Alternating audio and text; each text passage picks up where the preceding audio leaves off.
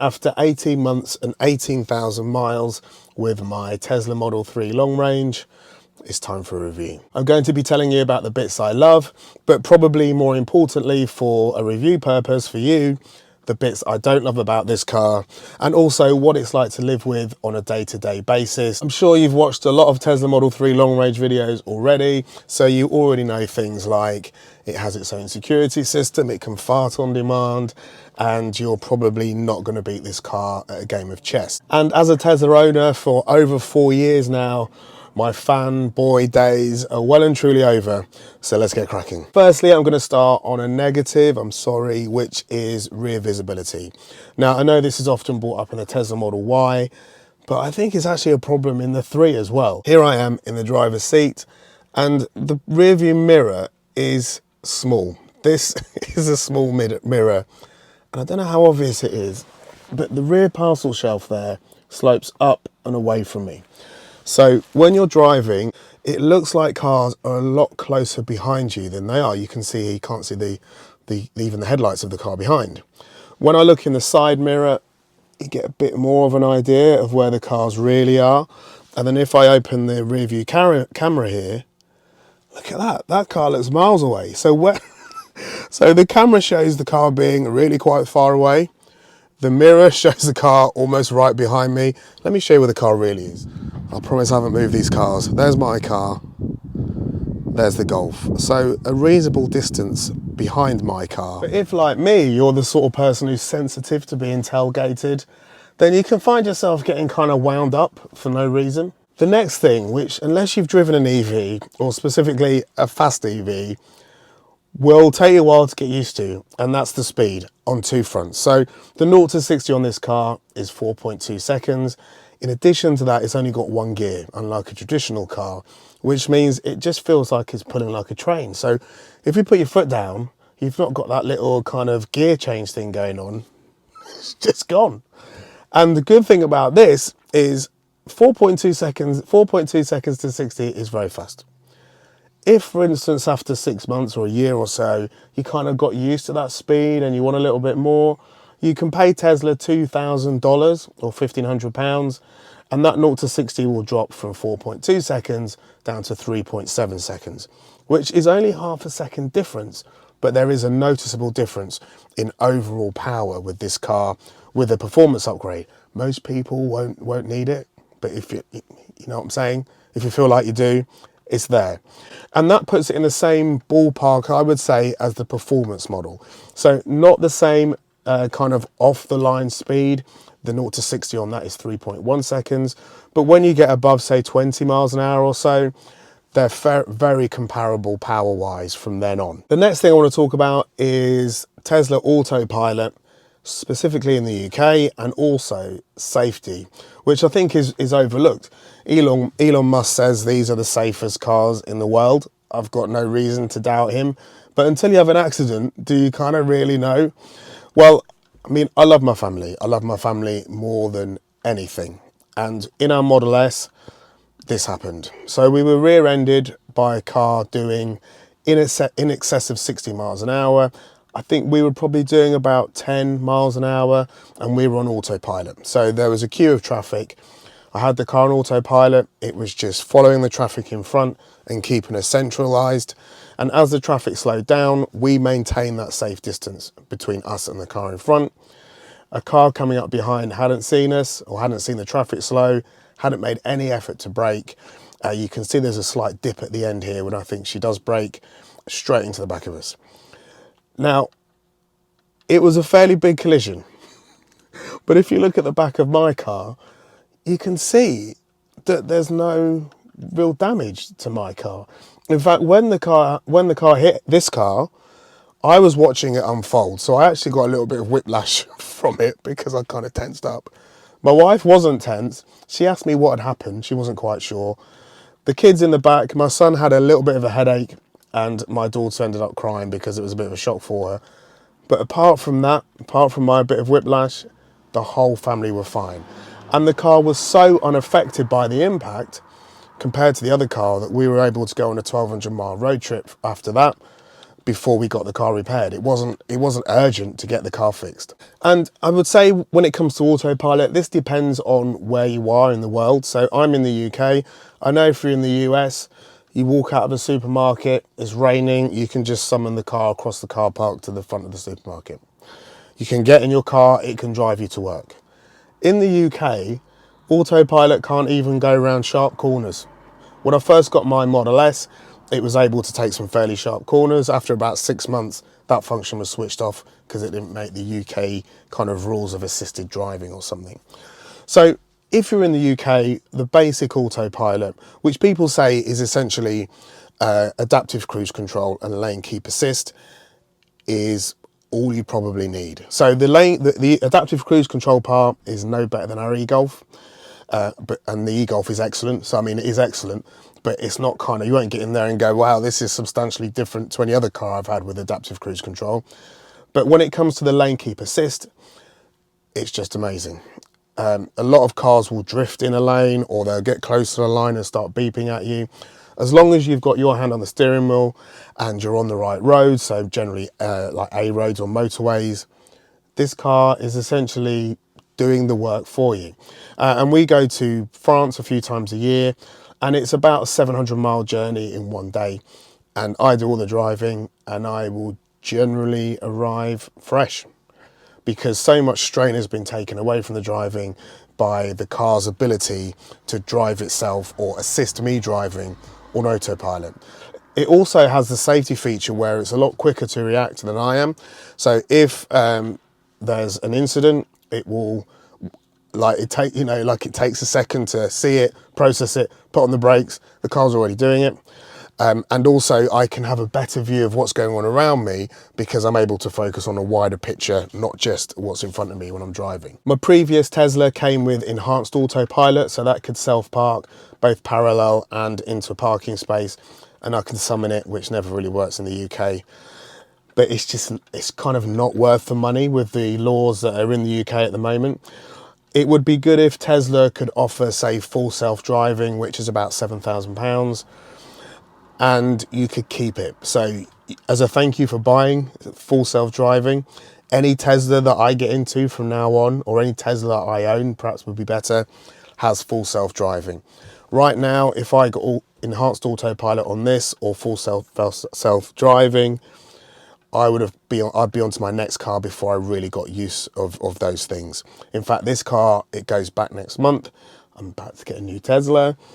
And if I'd have paid for enhanced autopilot, I'd have been annoyed with myself. The next thing is a positive, and that's the Tesla referral scheme. What I'm going to say, I'm going to put my referral code in the description of this video as well. So if you use my referral code, we will both get credits to use on things like free supercharging, and it also helps support the channel. So thanks very much. Next is the sound system, which I absolutely love. And I know you can hear the air conditioning, but it's just hot. I'm sitting there sweating in my car. I'm thinking I'm gonna have to put the aircon on. So in the house, we've got like quite an expensive Sonos surround system on our bigger than we need television, and that sounds really good. The sound system in here sounds, I don't want to say better, but just as good. Anything that you put through the screen on here, whether it's music or whether it's Netflix or Disney, just sounds absolutely amazing. Let me give you some idea about how powerful the speaker system is in here. Can't really play copyrighted music in here, but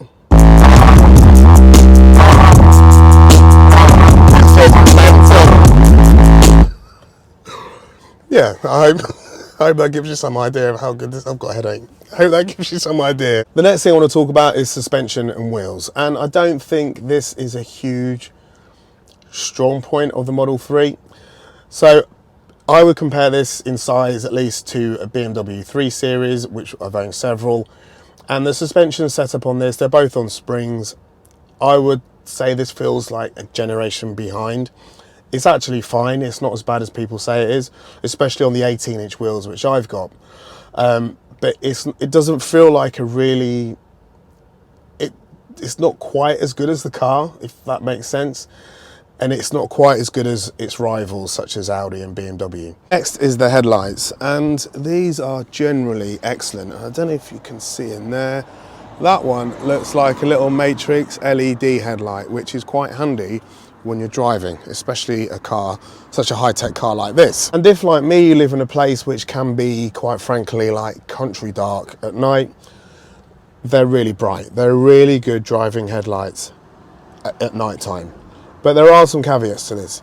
So about 10 years ago, I bought a BMW 3 Series, and it had those adaptive headlights. So when I was like go around a corner, the headlights would kind of point around the corner, you know what I'm talking about. And this car doesn't have that. So at a T-junction, if it's really dark, then you feel like you're turning into the darkness because the headlights are just pointing ahead and you've got no kind of left or right vision, very little left and right vision. The other thing is every year, well, you get constant software updates for these cars. Every year you get a big one at Christmas, which is very nice. And after about a week of owning this car, it was confirmed that it's got LED matrix headlights here because on the Christmas update, it could spell its name. So my car can spell the word Tesla on a wall because it's got, as far as I can tell, and tell me if I'm wrong, you need matrix LED headlights to be able to spell the word Tesla with the headlights. However, for the whole 18,000 miles of owning this car, this system has never been available to me when I'm driving. So if I'm driving towards somebody, my old car used to be able to keep my full beams on, but then kind of block out the car. So you're driving towards somebody with your full beams on and like they're not angry with you. I believe that this car has the ability to do that. However, it's going to go back, and in the whole time I've owned it, I've never had the opportunity to use it. Will it come? Probably, but not under my ownership. Next thing, and this is underrated. This is an underrated feature of all EVs. So our e-Golf does this as well, which is quite a humble EV. Is you never ever get into a hot and cold car. So when it's like snowing out, there's ice on the ground, the neighbours are outside, scraping the ice and the snow off their cars. We're eating our cornflakes. The cars know what time we leave in the morning, and they are completely defrosted and exactly 22 degrees Celsius when we get in them. I cannot tell you what a great feature this is. And you know, like when you leave your car, if you go shopping or go out somewhere and leave your car on a hot day, you come back and your car's like roasting. No. As you're just walking out of that venue, you just turn the air conditioning on. By the time you get across the car park, the car's at exactly the right temperature. This is just an amazing feature, and a feature that I just couldn't live without now, forever. That's it. If my next car doesn't have this, I'm not buying that car. Luckily it does have this. One thing that you perhaps hear in a lot of reviews, which is 100% true, is that your car gets better with age. So I'm not talking mechanically. There's a lot less mechanical parts on an electric vehicle than there is a combustion engine vehicle. But this car is now faster than when I first bought it. It has more games when I first bought it. It has more entertainment options when I first bought it. It never had a blind spot camera. When I got this car, it's now got a blind spot camera. When I put my indicators on, a little box appears showing me what's in my blind spot. That wasn't there when I bought the car. The automatic headlights for high and low beam were pretty poor when I bought the car. Now they're pretty good. The auto wipers, the rain sensor auto wiper was terrible when I got this car, which is kind of like a known thing really with Teslas. It was just terrible. And now through various software upgrades, we're still not very good, but we're leaps ahead of where we were before. And the last thing I want to talk about, which you've probably heard and you've probably watched some road trip videos, is just how good the supercharger network is. And there's always talk of it being opened up in the UK. I think there's perhaps a dozen superchargers that are opened up, and that does cause a problem. So if I took my e-Golf to a Tesla supercharger, because the charging point's on the other side, to charge one car, I would need to take up 2 charging spaces. But apart from that, most of the network is still closed, and it's just superb. So when we go to France, Paris, for instance, went to Paris recently, you just put Paris in, put the name of your hotel in, the car will tell you exactly where to stop and for how long. Generally with Tesla superchargers, there's a few of them there. There's at least quite often 8, sometimes 12, sometimes 20 chargers. The car knows, the Tesla charger network knows exactly how many peak cars are being charged. It also knows how much charge those cars have got. So as cars are approaching those chargers, as long as you've got it in your sat nav that you're going to the charger, it will decide whether it's going to send you to that one, the one before, or the one after. And even if it's full, it might know that 3, 4, 5 of those cars are just about to leave, so you're fine to go there because there'll be someone pulling out as you're pulling in. And if you overstay at a Tesla supercharger, you can be charged £1 a minute, which is a fairly hefty fine, but essential if this system's going to work in the way it does. And the last thing I want to talk about is efficiency and range. So in my experience, we've owned this car for 18 months, so that is 1 whole year plus 1 winter, which is the worst time of the year, plus a spring, which is arguably the second worst time of the year. So I haven't got kind of like a full year's data or a full 2 years data to show you, but we've still averaged we've averaged 264 watt hours per mile, which is 3.8 miles per kilowatt hour. I suspect if I had like a full 12 months data and not 2 winters in that data, then we would be over 4. It's an incredibly efficient car. The other thing I found is that even in the depth of the winter, I had about 250 miles of range in this car, and on its best day, so like today, it's kind of going to reach about 18-19 degrees, there's no wind. I'd be confident of getting sort of over 300 miles of range. So not only is this car very efficient, it also goes a long way. This car on a long journey goes further than we can as a family in the car. Someone always needs a wee, or someone gets hungry and wants to eat something. In conclusion, overall, I think this is an excellent car. The only reason why we're changing this, I'm going to buy Model Y Performance, it's on order, should be here soon, is because I'm a child in a man's body, 90% of it, to cut the video short. And also we want more boot space for longer trips. All in all, I'm really happy with this car. It's a far, technology-wise, a far superior car to my 2019 Model S. I haven't driven the new Model S, and I would happily recommend this car to anyone. This car's a Tesla, my next car will be a Tesla, and probably the one after that will be a Tesla.